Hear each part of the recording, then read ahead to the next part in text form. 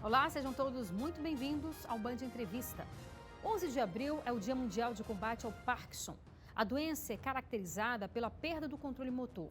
Outros sintomas também podem ser diminuição do olfato, insônia, alterações de personalidade e depressão.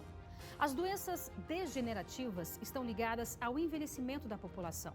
O Brasil é um dos países com envelhecimento mais rápido no mundo. Temos hoje cerca de 30 milhões de idosos. Estima-se que em todo o mundo, mais de 50 milhões de pessoas têm algum tipo de demência. A previsão é que em 2030, esse número chegue a 75 milhões. No Brasil, são esperados todos os anos 55 mil novos casos de demência, a maioria decorrentes do Alzheimer. E para falar sobre esse tema, nós convidamos a neurologista doutora Priscila Mara Provetti. Muitíssimo obrigada pela sua participação aqui no Band Entrevista. Obrigada, Renata, pelo convite. Um assunto muito importante para a gente falar, porque a nossa população, a população mundial, na verdade, está envelhecendo. E como a gente falou, no Brasil não é diferente. Exatamente. Esses números, a população está envelhecendo e essas doenças são mais comuns com o envelhecimento da população. É lógico que em países subdesenvolvidos essa incidência é maior. Isso por causa de alguns hábitos, né, de vida e talvez pela falta de incentivo à educação, assim, perda de incentivo de aprender uma segunda língua. Então, tudo isso, o fato de sermos um país subdesenvolvido faz com que a incidência dessas doenças seja maior no nosso país. Interessante, você abordou aí essa questão do hábito de vida, né? Você citou a segunda língua, mas o que mais que a gente poderia fazer, então, pelo que eu estou entendendo, a prevalência dessas doenças no Brasil é maior do que em outros países que também têm uma população que está envelhecendo. Essas doenças, elas podem ser evitáveis? Na verdade, assim, a gente consegue prevenir um pouco essas doenças com hábitos de vida saudáveis. Então, assim, a alimentação. O nosso país, a gente come muita coisa que fast food, comidas não saudáveis, muita batata, muito arroz, muitas comidas que são carboidratos simples. Na verdade, uma comida mais baseada em vegetais, em frutas, em diminuição de carne vermelha, isso faz com que a gente tenha hábitos mais, consiga prevenir esse tipo de doença. Uma outra coisa é o incentivo à atividade física. A atividade física, a própria atividade física libera algumas substâncias que fazem prevenção dessas doenças. Uma dessas substâncias é a irisina, que foi até um estudo publicado, acho que foi em 2018, que consegue prevenir o Alzheimer. E a questão da educação mesmo, do incentivo à leitura, de incentivo de aprender novas, não só novas línguas, mas novas atividades. Isso tudo faz com que, num país que não tem uma educação de base e nem que a população consiga nem terminar o ensino fundamental, faz com que a incidência seja maior. O estímulo ao cérebro faz toda a diferença? O estímulo ao cérebro faz toda a diferença. Inclusive, assim, a gente percebe as pessoas se aposentam e param de estimular o cérebro e faz com que a doença apareça de forma mais rápida. O estímulo constante do cérebro é como se fosse uma atividade física mesmo. O músculo está parado, ele fica lá naquele básico dele e acaba, né, atrofiando. Então, o estímulo muscular, a atividade física faz com que o músculo fique mais vitalizado, vamos colocar assim, né? E a mesma coisa acontece com o cérebro. Com relação à questão das atividades físicas, no caso dos idosos, né? Alguns têm problemas no joelho, enfim, vários problemas que são decorrentes da idade. Uma caminhada de meia hora, 40 minutos, já faz diferença? Faz diferença. Assim, a atividade física que eu falo na prevenção é uma atividade física que não adianta você começar na idade já idoso, né? Estou falando para a gente começar desde da idade adulta, né? Desde a infância a gente já tem que estimular esses hábitos para prevenção do desenvolvimento do Alzheimer. Quando a doença se manifesta, a neurodegeneração já começou há bastante tempo. Né? É lógico que manter a atividade física em qualquer momento da vida é muito importante, principalmente para a gente evitar também outras doenças que podem afetar o cérebro e piorar consideravelmente os sintomas da doença. Por exemplo, quando o paciente tem um AVC ou tem o que a gente chama de microangiopatia, como se fossem pequenos AVCs, isso faz com que os sintomas demenciais piorem, né? Ou apareçam sintomas demenciais. Então, essa prevenção do risco cardiovascular, isso inclui atividade física regular, ajuda a prevenir isso, inclusive em qualquer fase da vida. Sim. Outro ponto também, fala-se muito em palavras cruzadas, aquele sudoku, né, o sudoku, que algumas pessoas conhecem também. Isso também é uma forma de estimular o cérebro? É uma forma de estimular, na verdade, porque assim, a palavra cruzada faz você buscar aprendizado, então isso faz com que você esteja estimulando constantemente o seu cérebro. Não precisa ser necessariamente com esse exercício específico, né? O fato de você aprender música, de você ter outras atividades, está estimulando da mesma forma. Queria falar um pouco sobre a doença ou mal de Parkinson, que as pessoas conhecem. Tem como característica uma tremedeira? Queria que você falasse um pouco sobre isso. Isso. A doença de Parkinson é caracterizada pela síndrome parkinsoniana. A síndrome parkinsoniana tem 4 características que são importantes e o tremor é uma delas, né? É lógico que existem outras causas de tremor que são mais comuns, inclusive, do que a doença de Parkinson, mas o tremor é uma das características. Outra característica que a gente chama é a bradicinesia, que é uma lentificação dos movimentos. Então, o paciente começa a ficar um pouco mais lentificado, vai pegar um copo, ele tem uma certa lentificação para fazer esse movimento. Uma outra característica é a instabilidade motora. Então, o paciente já tem uma certa dificuldade para andar, um certo, né, desequilíbrio na hora de andar. E uma outra característica é uma rigidez dos membros, né, que a gente chama rigidez em roda dentada, que o paciente tem uma certa dificuldade para fazer um movimento porque os músculos estão rígidos. Inclusive, isso pode causar uma característica que é dor. Então, às vezes, o paciente, antes de começar os sintomas, ele começa a ter dor no ombro, isso, por causa da rigidez. E muitos deles procuram primeiro um ortopedista ao invés de um neurologista. Maravilha. Nós estávamos falando sobre a doença de Parkinson, né? O diagnóstico, como é que é feito? É fácil de se fazer o diagnóstico? Como é que é? O diagnóstico é clínico, então a avaliação por um neurologista vai avaliar todos os sinais e os sintomas que o paciente está apresentando para fechar esse diagnóstico da síndrome de Parkinson. Né? Existe outras, da doença de Parkinson, existe outras síndromes parkinsonianas que podem confundir com Parkinson, então é importante essa avaliação. Existem alguns exames que a gente pode fazer que podem auxiliar, principalmente no diagnóstico diferencial dessa síndrome parkinsoniana e que também pode auxiliar no diagnóstico, né? Um deles é o PET cerebral, que a gente fala um PET, uma cintilografia por Trodade, que justamente avalia essa deficiência da substância dopamina, que é o que causa a doença. E como é o tratamento da doença? A doença de Parkinson é uma doença, né, neurodegenerativa que não tem cura. Então, o tratamento, ele é basicamente sintomático da doença. Então, a gente vai tratar os sintomas que o paciente tem, substâncias, medicamentos, que a gente ajuda a tratar os sintomas. Então, ajuda a diminuir o tremor, essa dificuldade, né, essa rigidez, essa dificuldade para fazer os movimentos. É um tratamento sintomático. E à medida que o paciente vai apresentando alguns outros sintomas, a gente auxilia também tratando aquele sintoma, incontinência urinária, que pode aparecer, instabilidade, desautonomia, né, que o paciente começa a ter queda de pressão. Então, isso a gente vai tratando à medida que vai surgindo alguns sintomas a mais.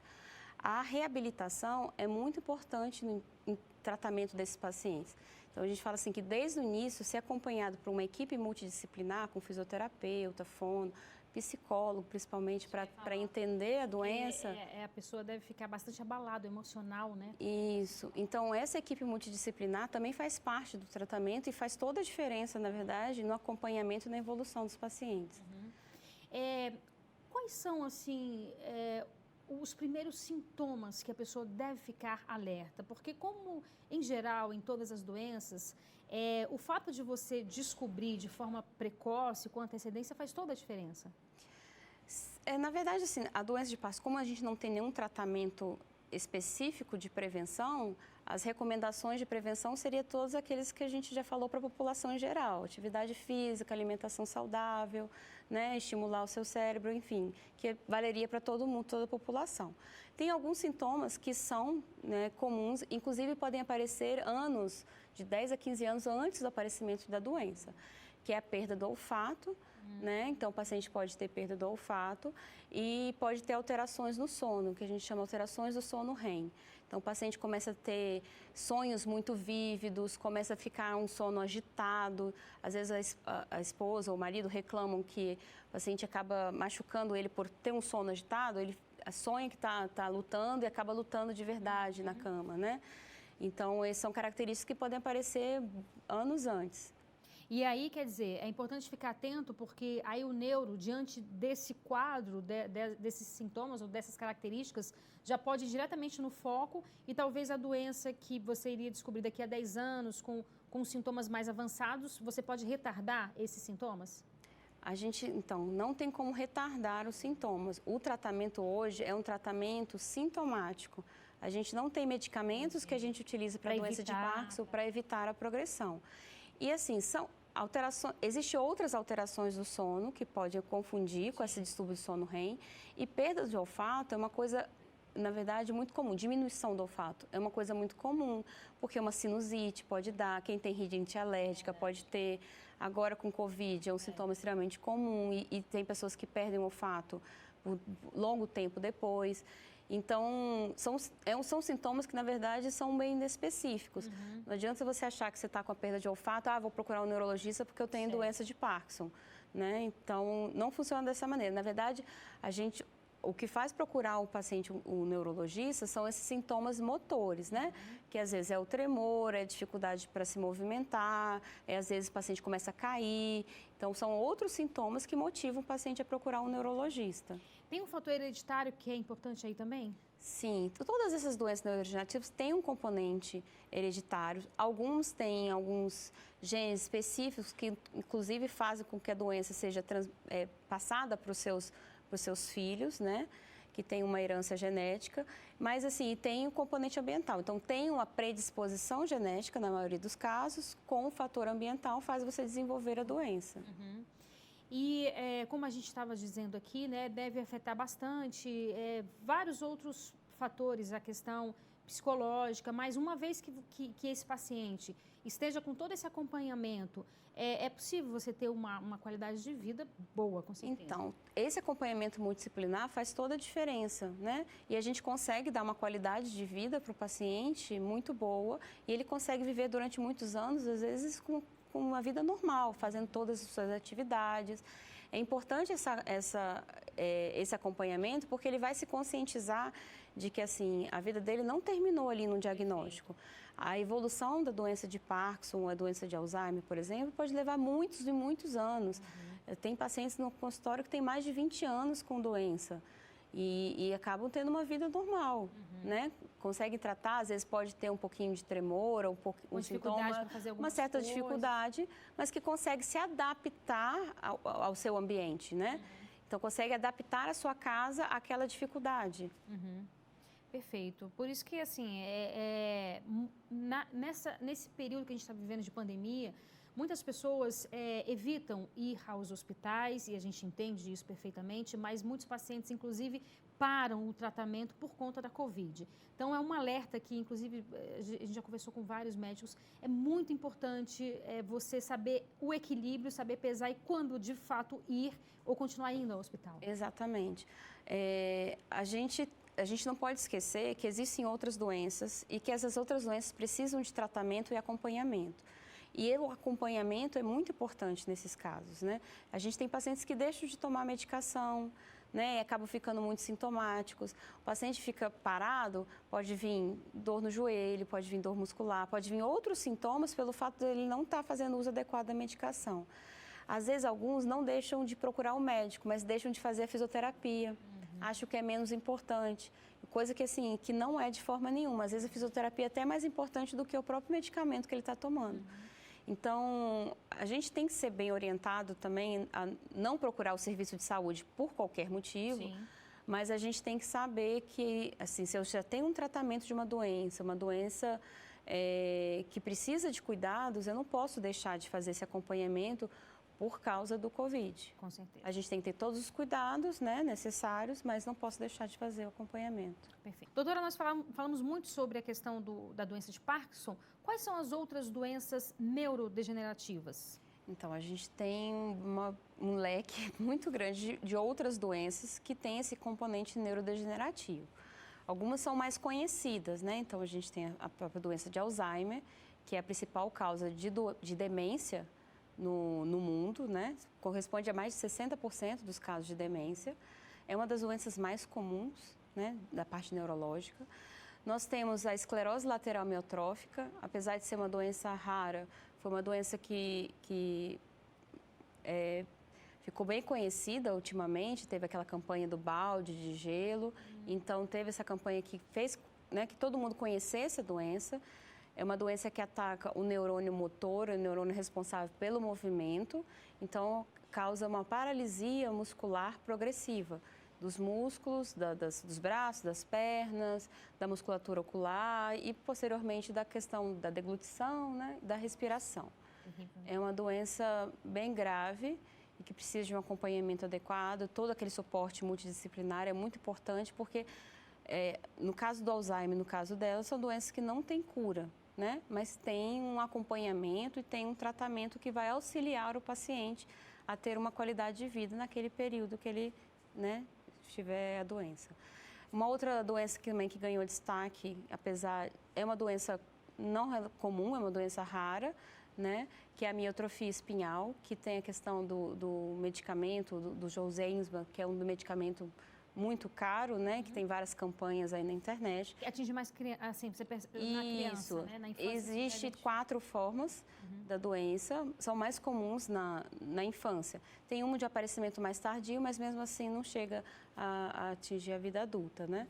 Então são doenças mais comuns na infância. E além disso, existem milhões de outras doenças genéticas que podem ter esse componente neurodegenerativo, as epilepsias mioclônicas progressivas, tem alguns tipos de encefalopatias epiléticas, todas essas doenças são doenças que podem ter um componente neurodegenerativo. Como é que é o tratamento pelo SUS dessas doenças? Olha, em relação ao SUS, a gente tem talvez um dos melhores tratamentos do mundo oferecido para os pacientes. Acho que em outros países é difícil encontrar um país que ofereça tantos medicamentos assim, né? Mas, às vezes, o acesso é difícil, você precisa fazer pela farmácia de alto custo, é um processo. É um paciente que tem uma dificuldade de mobilidade, então, isso tudo dificulta muito o acesso. Apesar de ter, às vezes, disponíveis muitas medicações pelo SUS, o acesso é difícil. A gente convive muito com a falta dos medicamentos. Então, e fora que o SUS às vezes não disponibiliza, ou assim, teoricamente disponibiliza, mas na prática a gente não vê isso, é a questão do tratamento multidisciplinar, que é muito importante em todas essas doenças, né? O acompanhamento fisioterápico, o acompanhamento psicológico, às vezes a gente precisa de um acompanhamento psiquiátrico, porque muitas dessas doenças têm alterações comportamentais associadas, que a gente vai precisar de um auxílio para medicação. Então, isso falta um pouco no SUS. Em relação às medicações, é isso. Ele disponibiliza, mas sim, é uma luta para a gente conseguir medicação, eles dificultam um pouquinho. Vamos falar um pouco sobre o Alzheimer. Quais são os principais sintomas do Alzheimer? Então, o Alzheimer, o principal sintoma é uma perda de memória recente. Então, é aquele paciente que começa a ficar, né, um pouco mais esquecido, esquece onde deixou as coisas, mas esse processo ele vai evoluindo. Então, é aquela pessoa que começa a ficar repetitiva nas conversas, começa a esquecer, por exemplo, que conversou com uma pessoa, né, que falou no telefone com a pessoa, falou assim, nossa, quanto tempo que eu não falo com aquela pessoa? Na verdade, conversou hoje cedo no telefone. Então, são sintomas que vão piorando progressivamente. É importante a gente falar que existem vários outros fatores para perda de memória. A gente recebe muita gente jovem no consultório que fala assim, estou com perda de memória, tenho medo de ser Alzheimer. Existem outras causas para perda de memória. A gente tem que avaliar a evolução do sintoma, né? O sintoma vai piorando progressivamente para a gente conseguir definir uma síndrome demencial. Então, a gente tem que ter uma perda da memória que caracteriza um prejuízo na sua vida. Então, prejuízo assim, eu não estou conseguindo mais trabalhar porque eu esqueço coisas importantes do meu trabalho, eu não consigo mais fazer uma receita que eu fazia anteriormente, fazia frequentemente, eu não consigo mais fazer. Então, você vê que tem fatores que estão interferindo nas suas atividades de vida. E o Alzheimer, em geral, ele costuma aparecer a partir de qual idade? A partir dos 60 anos já pode aparecer. Existe aparecimento precoce, geralmente em formas genéticas, mas geralmente acima dos 60 anos, acima dos 70 anos é mais comum. E hoje você tem medicamentos que você consegue, não sei se a palavra seria essa, mas pausar, assim, brecar um pouco a doença? Existem medicamentos que são sintomáticas também. Não existe medicamento que vai interferir na evolução da doença. Então, as medicações que a gente tem hoje disponíveis são medicamentos sintomáticos que vão dar uma melhor qualidade de vida. Não interfere no processo degenerativo. A gente tem vários medicamentos em estudos, inclusive anticorpos monoclonais, que são medicamentos que vão atuar na substância que causa o Alzheimer, que é o beta-amiloide. Então, a gente tem o Alzheimer porque tem um acúmulo dessa substância por uma degradação natural do cérebro, a gente perde a depuração dessa substância e ela acaba se depositando.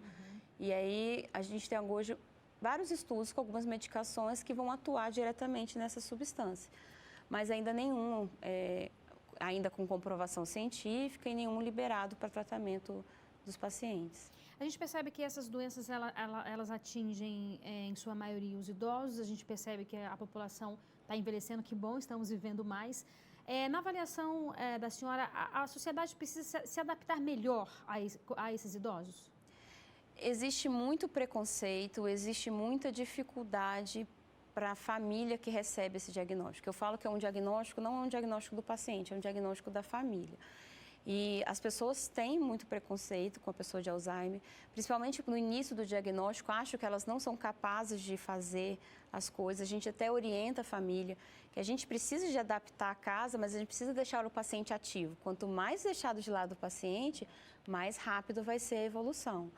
E a família, na verdade, falta um suporte para a família que tem um paciente com Alzheimer.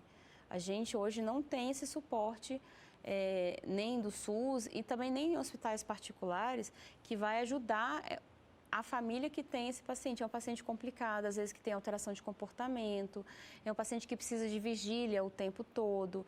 Então, às vezes, é um familiar que vai ter que deixar de trabalhar para cuidar desse paciente. Então, a gente tem várias complicações em relação a isso. Maravilha, foi bastante esclarecedor. Eu agradeço demais a sua entrevista aqui. Obrigada pelo convite e espero ter contribuído ajudado as pessoas em casa. Com certeza contribuiu. Obrigada. Obrigada. Viu? O Band Entrevista de hoje fica por aqui. Muito obrigada pela sua companhia. Aproveite o seu fim de semana. Até sábado que vem. Tchau, tchau.